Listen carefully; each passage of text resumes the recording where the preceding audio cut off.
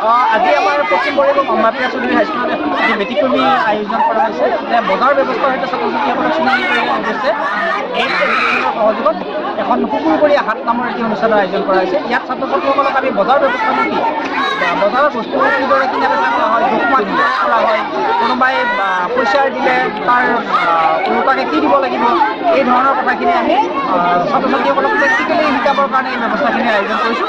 আৰু ইয়াত বিভিন্ন ছাত্ৰ ছাত্ৰীয়ে তেওঁলোকৰ ঘৰুৱা যিবিলাক উৎপাদিত সামগ্ৰী আছে সেই উৎপাদিত সামগ্ৰীবিলাক আনিছে আৰু ইয়াত বিভিন্ন ধৰণে বিক্ৰী কৰিছে আৰু গ্ৰাহকৰ সঁহাৰিও যথেষ্ট ভাল।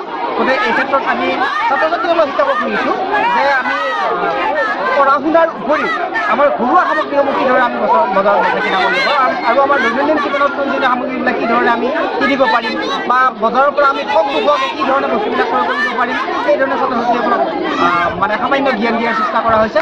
আৰু পঢ়া শুনাৰ উপৰিও ঘৰুৱা সামগ্ৰীবিলাক বিক্ৰী কৰি যাতে পঢ়াৰ খৰচটো যাতে নিজে মানে আনিব পাৰে, ইনকাম কৰিব পাৰে, এই সম্পৰ্কে আমি এই বজাৰত ধাৰণা দিছোঁ।